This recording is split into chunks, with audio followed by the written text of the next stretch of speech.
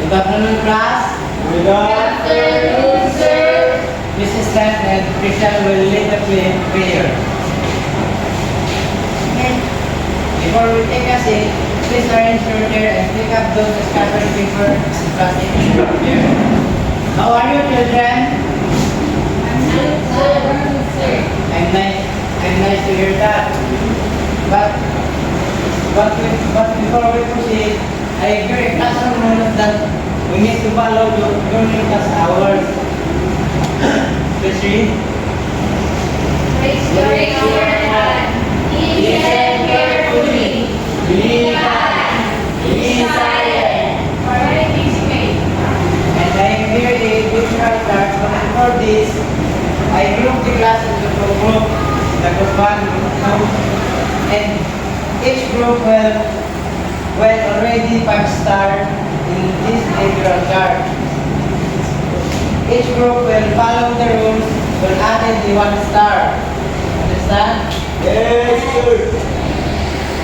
But before we proceed, who among you can still recall our last meeting? Now, sir. Okay, very good. Please give an example of different kinds of animals. Okay, Brian. No, sir. Okay, very good. How about the sound of cat? Angeline? Meow meow. Okay, very good. Do you like a game, class? Yes, sir. This game is connected to our next topic. This game, each group I give the 1 envelope and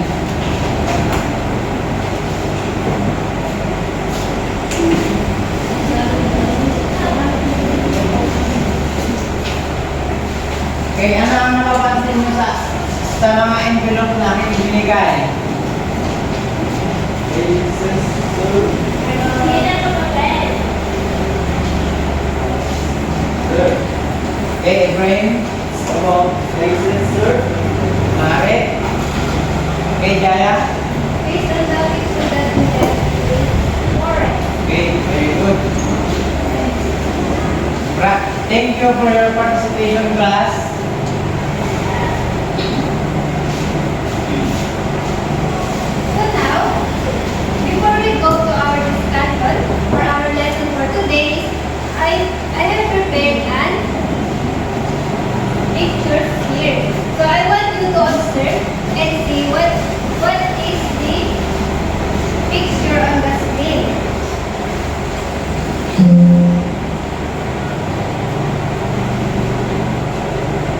Okay, so for the first picture, what can you see? Yes, Clark? A forest man. Very good. This is an forest. So what do you think? What do you think is the forest? Or ano sa tingin nyo ang laman, ang nakapaloob sa forest? Yes? Present? Animals. Very good. We can see animals in the forest and Trees also. yes, we can also see trees because forest is bahay ng mga puno. So, okay, so since your answer is correct, based on the picture that I have shown is our topic for today is the importance of forest. So, let's find out. So, okay, so to the forest, we can see differences of animals.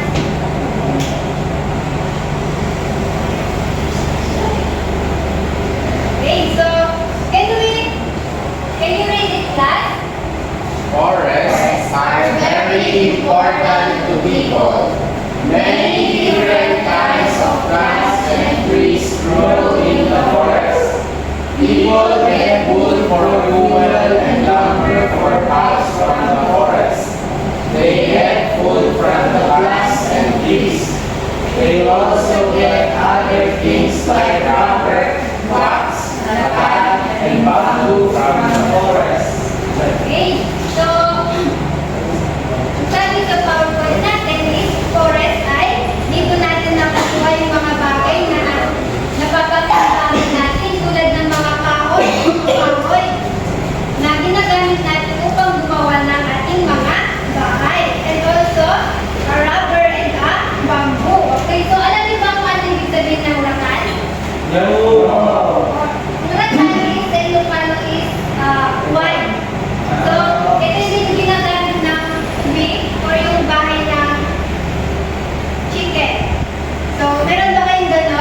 Opo. Opo. Okay, so yun ang bataan. So, can you continue with the class? Plants And trees in the forest that sap grass, they drink water through their roots. Then leaves cover the ground and roots grow along the mountainside. Forests are also home of many animals and birds. Most of these animals and birds they live on food and animals, pests like rats and mice. Man eats some of the animals and birds for food. Okay, so ang forest daw ay nakakatulong din sa ating pamumuhay. Like, it covers the ground and roots, all the soil down the mountainside. So, like yung forest, yung mga trees ang nag-hold sa, or yung roots ng trees ang nag-hold sa mga lupa para hindi gumuhoy ang ating yung mga mountain. So, it can help humans, like, it can give us food and tirahan din ito ng mga hayop. Okay, so, what do you think, guys? Okay, so ano pa ba yung pwede natin makuha sa forest? Anyone from the class? Maliban sa nabanggit sa ating PowerPoint? Yes. Fresh air, ma'am. Yes, fresh air. Dahil, ang mga trees ay nakakapag-produce din ng oxygen. Ano pa? Meron pa ba? Okay, so fresh water. Pwede din tayo makakuha ng fresh water doon. Kadalasan, malalamig yung tubig doon. So, naiintindihan niyo ba ang ating discussion? Opo. Okay, class. So, did you understand or what teacher Jaya taught you? Yes. Okay, very good. So, what are we going to do now is we are going to have an activity. This activity is a group activity. And you are going to stay in your group that Sir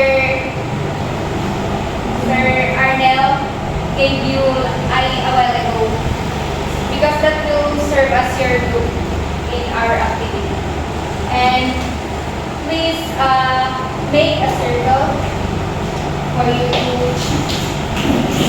operate.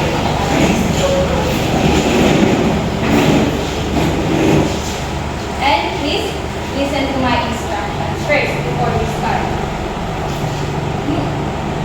The thing that you are going to do is you are going to list down the things that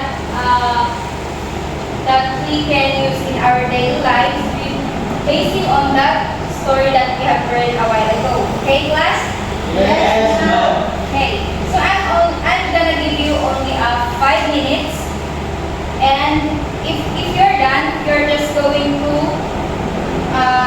do the barangay clap. Did you know the barangay clap? No, ma'am. No? So I'm gonna teach you how. So can you please stand? Okay. Please. 1, 2, 3. 1, 2, 3. Barangay. Again. 1, 2, 3. Barangay. Very good. So you may now start.